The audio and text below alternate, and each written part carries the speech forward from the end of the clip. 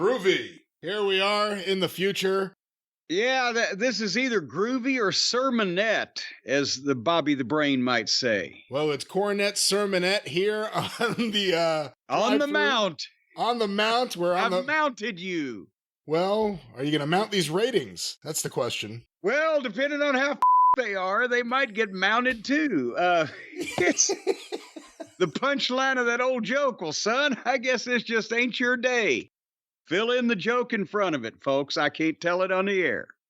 Well, we are on the air, and we talked about Dynamite, and we're back with the ratings. I mentioned that there was no real strong NBA shows. NBA shows, they didn't have a big season premiere. No, there were no big games, no big competition up against it. But actually, there was the Mavericks versus Timberwolves final game of the conference. Timberwolves. They drew 6.8 million viewers. Well, boy, howdy. On TNT. I haven't heard numbers like that since the last time wrestling did them. And the Rangers and the Panthers, the hockey game, 1.9 million viewers.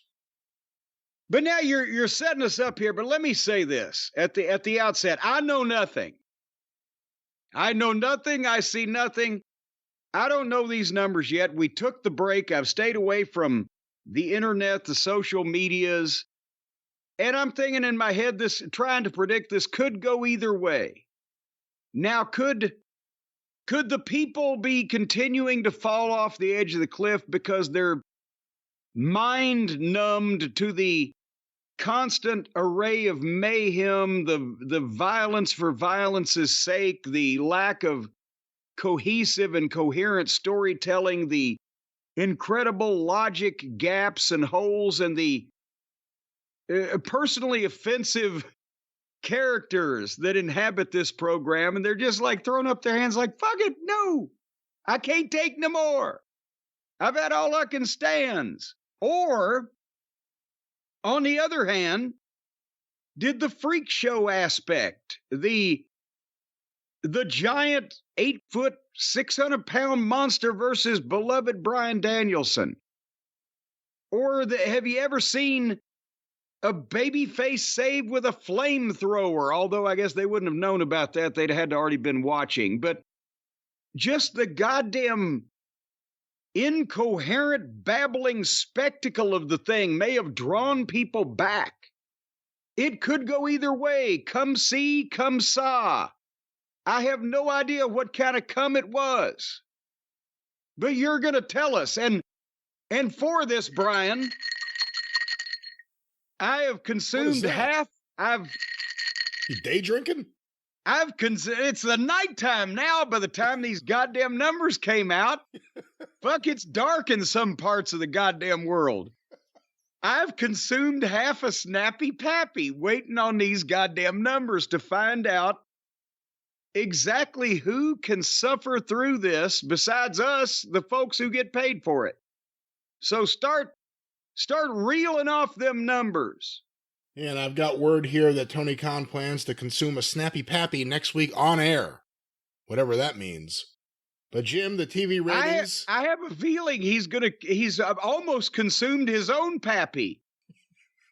His Pappy's going to get snappy when he sees... Yeah, his Pappy's getting snappy when he sees his goddamn net worth statement this quarter. AEW Dynamite. We're having fun here tonight, ladies and gentlemen. AEW Dynamite. AEW Dynamite on TBS. Pappy. Wednesday, May 22nd, 2024, 8 to 10:03 p.m. On average, Jim. Yes. 713,000 viewers. Oh, boy. All righty then. What was last week? Because I used to say again every week, 800 and what thousand? And in the last few weeks, I've had to say 700 and what thousand. Last week, was it 600 and something thousand? Last week was 672,000. This episode versus the trailing 4-week average, according to WrestleNomics, 692,000 was the 4-week average coming into this. So this is actually up from what they've been doing, just not from what they historically did before the sky fell. Chicken Little. The old lows are the new highs. And And the old hive. Yeah. Whatever you said. What did you say? Some way to get out of this. Words and a crash and a bang and there's no sound on. Words and phrases, loud noises. Where did they start? AEW Dynamite. Hey, Pappy. Let's not get so snappy. AEW Dynamite on TBS, May 22nd, 2024. Quarter 1, 8 to 8:15 p.m. Once again, these were compiled by WrestleNomics. Roderick Strong and Trent Beretta versus Orange Cassidy and Will Ospreay. Jesus Christ. With picture-in-picture ads. 794,000 viewers. Okay, this is interesting to me, and they used to start with 900 and something thousand. And we said all along it was artificial. That was what they were being fed by the Big Bang. Has the appeal of the Big Bang somewhat worn off? I mean, it created all life, but still, everything has a shelf life. Or is it the sporting events that are taking viewers away from the Big Bang as well? Because, or elsewise, as I've said last week on a program or whenever, have they killed the ratings of the lead-in? The program is so bad. Well, we will find out as soon as the NBA games stop interfering with the. But nevertheless, ratings, it was a weekly. It was a weekly occurrence. They would start with 900 and something thousand, and then lose in 15 minutes 150,000 people. That you could understand, because the lead-in was giving them that audience, and they weren't retaining it. Right now, they're down to under 800,000 to start, and so they're not losing the giant percentage from start to finish. But as we said all along, that was an artificial bump to begin with, which is why we were doing our average rating, not including the first quarter. Now they've lost that advantage. I'm sorry, go ahead. No, but that's why we always said the second quarter was really what was the true number. The true number they were starting at was kind of what would be there in the second quarter. We're not seeing that now. We're seeing the first quarter to be more reflective of where they're starting out. The true arbiter of interest. Quarter 2, 8:15, 8:30 p.m. The continuation of Strong and Beretta versus Cassidy and Ospreay, including the post-match with the Undisputed Kingdom. The Young Bucks and Sanjay Dutt play footsie backstage.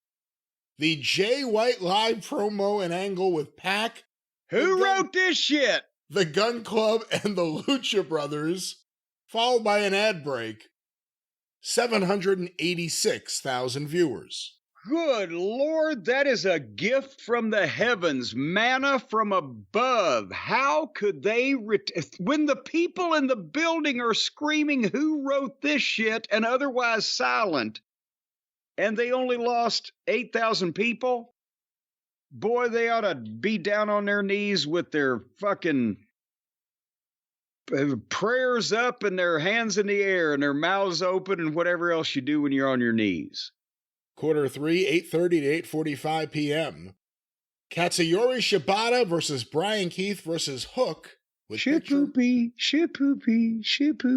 With picture-in-picture ads. And Chris Jericho on commentary. And then a post-match with Chris Jericho. And the Willow Nightingale Mercedes Moné video. 706,000 viewers. Well, now it begins, but I'm surprised they're still that high, but they lost 80,000 people and 88,000 from the start of the episode. Well, that goes into quarter 4, 8:45 to 9 p.m. An ad break. Konosuke Takeshita's video. Matt Sydal versus Takeshita. The post-match with Big Mean John Moxley. And Swerve Strickland versus Nick Wayne, or at least the start of it. 710,000 viewers. And they got 4,000 back. I mean, this is, piss break fucking fluctuation at this point. 4,000 people. And that goes into the big 9 o'clock hour, quarter 5, 9 to 9:15 p.m. Nana's coming back later. Swerve. No. We're glad that you came back. Swerve Strickland versus Nick Wayne continued with picture-in-picture ads. And the post-match with Christian and his wacky, weird friends. 698,000 viewers. Also, 333,000 in the key demo. That's the high point of the key demo. But it says something. It's the low point of the show so far. Says something that the gap between the overall number and the key demo is getting smaller and smaller. So even if the network loves the key demo, if the overall number is just slightly above it, which is kind of where we may end up in a few months, may change things, but has there ever been a situation where the only audience at all was the key demo? We may find out soon enough. Jim, quarter 6, 9:15. You know, a lot of people over 50 are saying life is too short to devote to this fucking thing. But go ahead. No, they specifically said that in quarter 3. Oh, okay. That was the first life is too short for this shit moment of the show. But we go into quarter 6, 9:15 and 9:30 p.m. Malachi Black versus Kyle O'Reilly with picture-in-picture ads and the post-match with Adam Copeland and a bunch of blood shot out of a cannon. 688,000 viewers. And they only lost another 10,000. I'm going to hold my comment till the end. Anything could happen, but go ahead. They're in the pocket. Well, 9:30 to 9:45 p.m., quarter 7. An ad break. Mariah May and Toni Storm versus Harley Cameron and Saraya with picture-in-picture ads. Thought it was Saraya. 631,000 viewers. Ooh, okay. Well, there's a hole in the pocket. And the low point in the key demo, 287,000 viewers. But now the difference in the low point and the high point is only 46,000 people? Well, son of a gun. That's a tight pocket there, too. Old tight pockets. I got one hand in my pocket and the other is stroking my penis. That stroking continues into quarter 8. Well, we're stroking here and there. We're stroking everywhere. Quarter 8, 9:45 to 10 p.m. I remind you we have an overrun. The continuation of May and Storm. It was only 3 minutes. It's more like a dribble or a leak. The continuation of May and Storm versus Cameron and Saraya. The post-match with Serena Deeb. The Bullet Club Gold backstage promo. Bryan Danielson versus Satnam Singh. And the post-match with Sanjay Dutt, Jeff Jarrett, Jay Lethal, and the Young Bucks. 693,000 viewers. Okay, so the freak show aspect of the size difference and the preposterosity of the whole thing brought back 62,000 people. That ain't bad. 3-minute overrun, 702,000. And that's just 9,000 people wandering in, wondering where Modern Family is. But here's what I was going to say, and quarter 7 almost ruined it, but they came back, is that before we were looking at a program that was starting in the 900,000s and often finishing in the 7s and occasionally a 6, because there were people wanting to give it a chance, but it just kept more of the same or just blah, just people that wasn't ready for fucking television. And they would lose steadily. At one point, it was 35% of the audience they started with, right? Now, they seem to have settled into a pattern where this is I don't know they're going to go much lower until, I don't know, somebody drops down and just takes a shit in the ring on the air, and I don't know if that would do it, because these are the people in the entire country of 350 million people or more. There's 700,000 that will watch this shit just either hoping it's going to be good or they really do think it's good. And everybody else has said, what the fuck is going on here? So if you take out, as we were doing even the first quarter, and you take out the overrun, they still only lost less than 100 people, 708 or 100 people, 100,000, but 786,000 to 693,000. This has to be the number of people that will watch this shit no matter what. But the problem is, that ain't the number of people that they goddamn had when they got what they got. So how do they think they're going to get more when they ain't got what they had? And again, their viewership losses outpace the losses of people using cable television, the people dropping off that. I think it outpaces the fucking people using food. Well, it's not the end. They say women and children first, and the Young Bucks are still there. So, we got a ways to go. Hold on, wait a minute. We got a ways to go. Hold on. There you go. Well, that was the review of AEW Dynamite. We hope you all enjoyed it. Thank you all for joining us here today. Let's go back to where we were so we can get to where we need to go. That's right. Back to, let's get some pleasant music here.